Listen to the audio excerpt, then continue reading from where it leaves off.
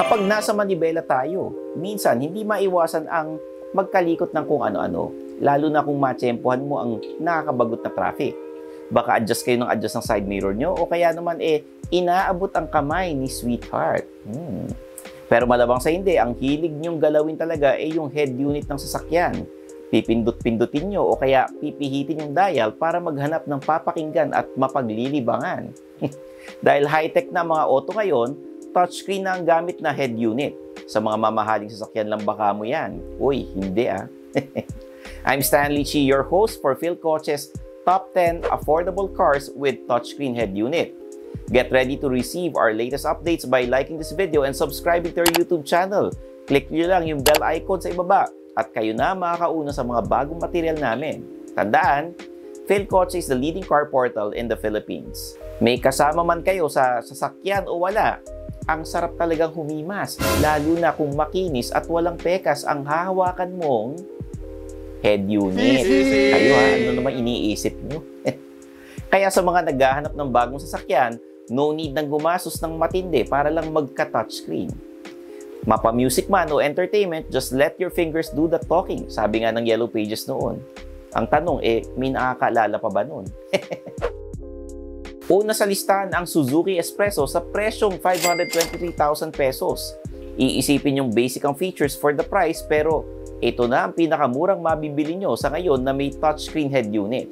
Monochrome nga lang ang display pero at least may USB at auxiliary input na pwede nyong saksakan.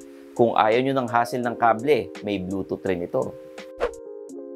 Sunod naman ang Changan Alsvin 1.4 MT na nasa 539,000 pesos.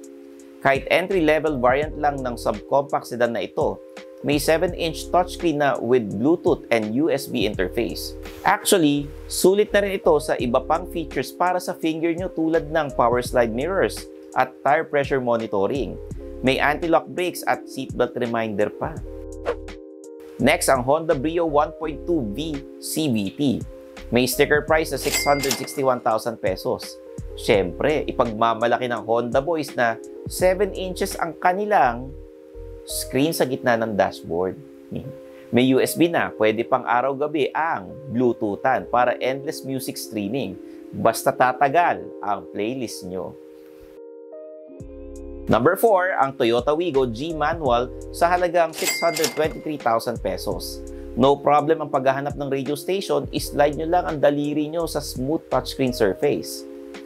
Kung may incoming call, isang pindot lang yan. Pasok na agad ang tawag. May steering wheel audio controls pa para no need nang ilayo ang kamay nyo sa manibela. Panglima, ang Suzuki Celerio manual variant priced at 558,000 pesos. Isa pang entry-level variant na merong agad touchscreen at in fairness, full color na. 4 na rin ang speakers na nakakabit at kahit mapasayaw pa kayo sa tugtugan, okay lang yan dahil generous ang legroom. At para updated din kayo sa full specs, latest pricing at news tungkol sa mga modelong nasa listahan natin ngayon, PhilCoach Car Guide lang ang sagot dyan. Click nyo lang yung link sa description below. Number 6, ito ang X na hindi nyo iiwasan, ang Picanto EX Manual na nagkakahalagang 700,000 pesos. Ang 7-inch touchscreen nito, floating type pero hindi lutang para mas malapit sa eye level ng driver. May AM/FM radio na, pwede pang magpatugtog ng MP3s through Bluetooth, USB at auxiliary input. Pang-pito ang Bike M50S luxury variant sa presyong 638,000 pesos.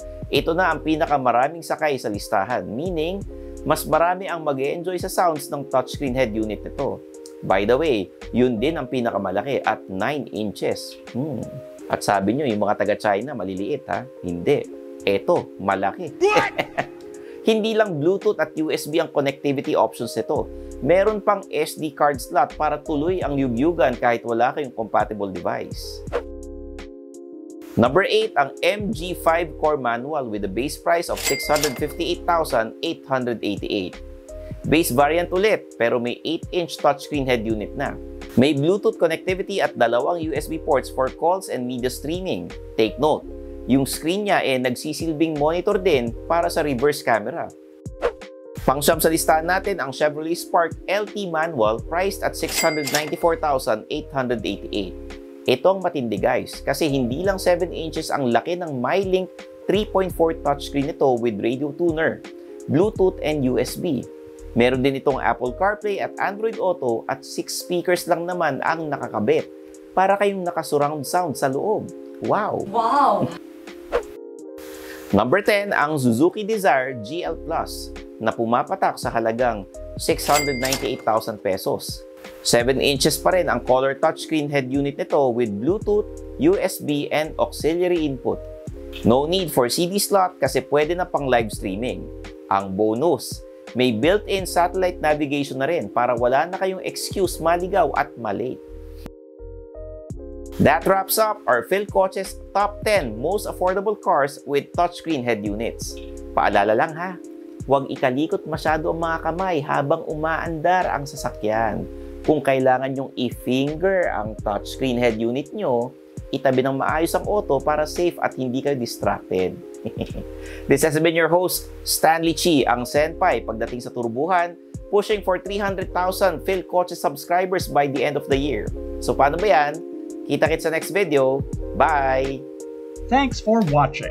Don't forget to subscribe to PhilCoche, the country's #1 online car portal.